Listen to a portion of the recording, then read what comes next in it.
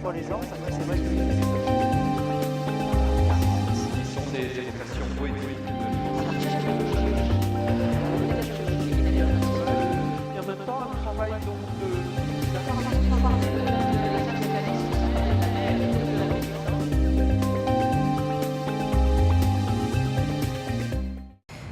Alors le Mamax s'apprête à ouvrir à la Galerie des Ponchettes, qui est donc son lieu hors les murs, une exposition de Adrien Vescovi, qui est un jeune artiste originaire de Haute-Savoie, qui est installé depuis quelques années à Marseille et qui est quelqu'un qui depuis plusieurs années en fait cherche à réinvestir la question de la peinture, mais d'une manière originale. C'est une peinture finalement sans ses outils traditionnels, sans le pinceau, sans les questions de figuration, mais vraiment une peinture qui soit toujours en mouvement, en métamorphose. Et donc dans cette exposition, on va pouvoir voir, et on va pouvoir l'entendre tout à l'heure, parler de sa pratique, qui est vraiment fondée sur le temps, la transformation. Il soumet en fait sa toile aux événements naturels. Ça peut être les effets des rayons du soleil, de la lune, des intempéries. Et au fur et à mesure des semaines, des jours, des mois, les toiles évoluent, les couleurs qu'il a produites évoluent et produisent une peinture en perpétuelle transformation. Donc c'est vraiment un travail qui est fondé sur le temps, qui est fondé sur la mémoire, qui est fondé sur l'expérimentation, et tout en revenant finalement à ce qui a été aussi une tradition, si je peux dire, ou en tout cas une histoire très importante sur la Côte d'Azur et en France, qui a été celle d'un mouvement dans les années 60 qui s'appelait Support Surface, qui a réinvesti aussi la peinture avec l'idée de la toile libre et avec la volonté de finalement présenter aussi l'art dans des lieux qui étaient atypiques et d'investir aussi l'art comme un processus, comme finalement une autre relation au spectateur. Et c'est vrai qu'Adrien Vescovi, quelques décennies plus tard, réinvestit ces questions, mais avec des enjeux qui sont les nôtres aujourd'hui, puisque évidemment, à travers toutes ces questions de temps qui passe, de porosité avec les événements naturels et les météores, se dessinent aussi des questions liées à l'environnement, liées à notre attention à la nature et à ces phénomènes, et donc à des questions écologiques. Donc c'est assez inédit la façon dont il interpénètre les choses.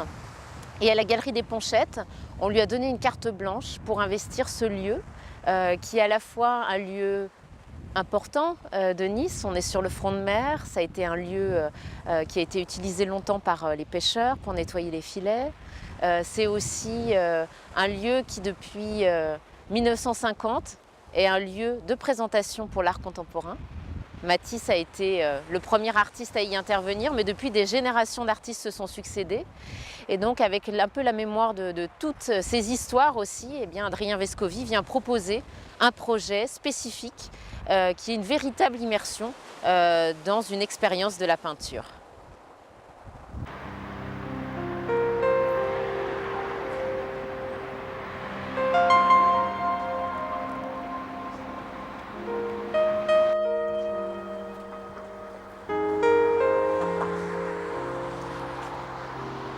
Donc bonjour, je m'appelle Adrien Vescovi, je présente ici mon exposition Mnémosine, qui est un travail sur la mémoire en fait. Moi je travaille sur la mémoire d'un lieu, sur la mémoire d'un temps.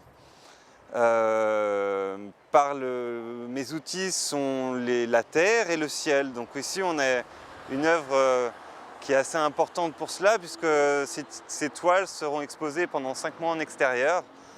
Elles ont été produites par la terre, donc les ocres, les épices, par des lents processus de décoction.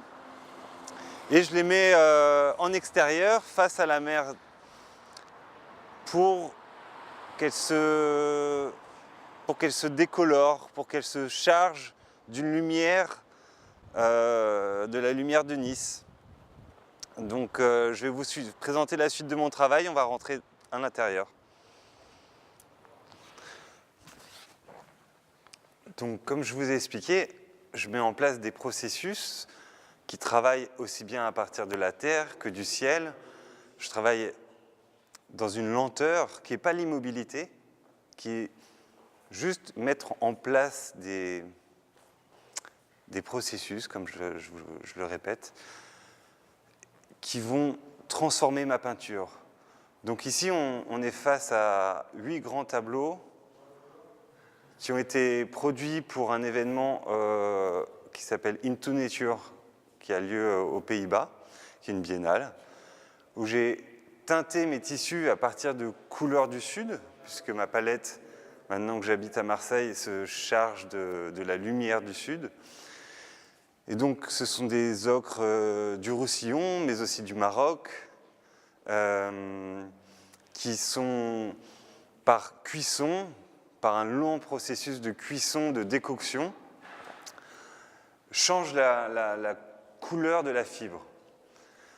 Et ces couleurs ont été exposées pendant 5 mois aux Pays-Bas pour cette biennale.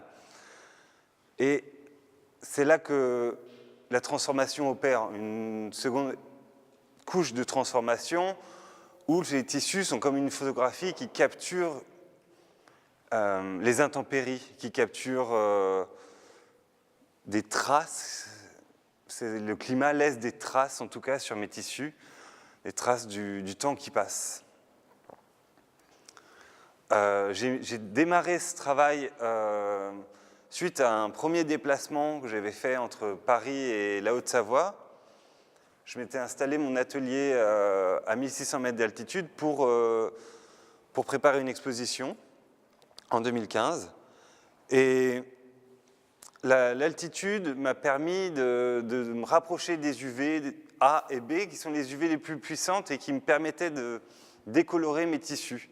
Donc, je plaçais mes tissus en extérieur pendant une période d'une saison, environ 3-4 mois,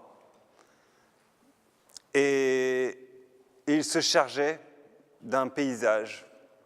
Et puis à la montagne, et c'est passé quelque chose aussi assez important, c'est que je me retrouvais face à une nature que j'avais un peu oubliée en étant à Paris, et de couleurs en fait, de couleurs que je voyais dehors, que j'ai vues en octobre 2015, où la forêt était en feu, les arbres étaient jaunes, rouges, et je me suis dit, mais les couleurs sont là, donc j'ai commencé à ramasser ce qui était des déchets végétaux, et je les ai fait cuire.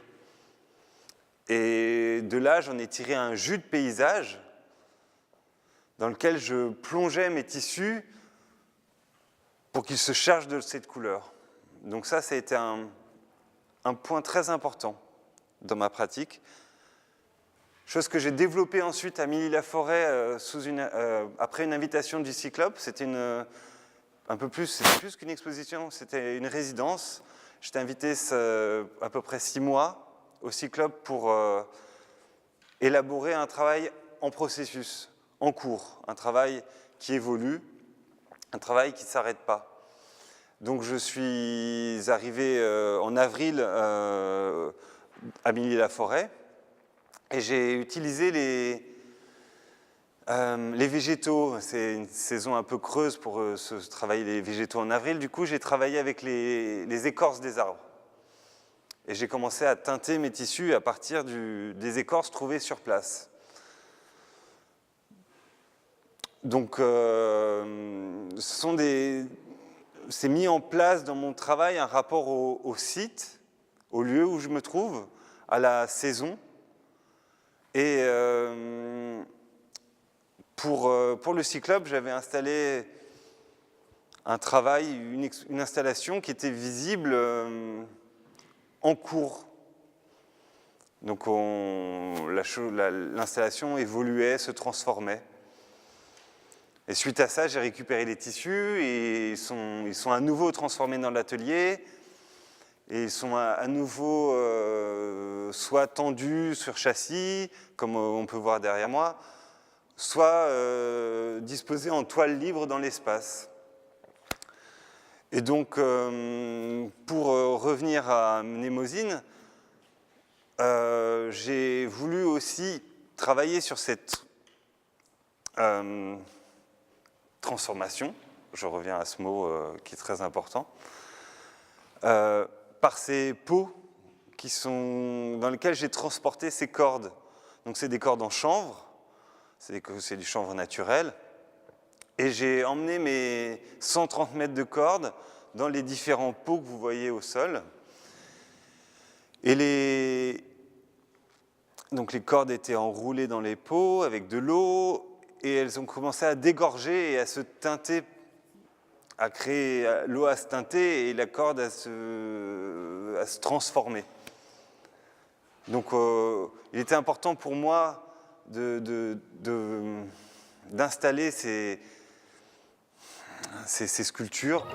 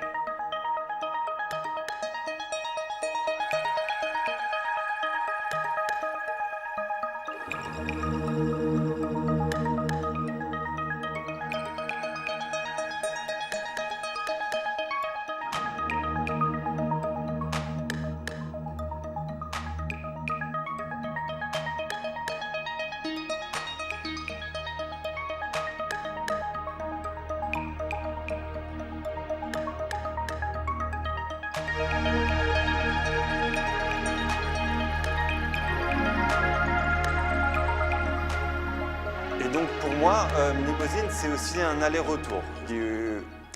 J'ai été invité par Hélène Guénin pour montrer mon travail à la Galerie des Ponchettes. Et en fait, je parle d'aller-retour parce que ces tissus qui ont été teintés à Marseille sont ensuite été montrés aux Pays-Bas et reviennent à nouveau dans le sud de la France. Et ce voyage, cette migration, ce déplacement, ça m'intéresse. C'est comment on est aussi dans la peinture classique, dans les couleurs de la peinture classique qui proviennent du sud, la lumière du nord que beaucoup de peintres ont travaillé.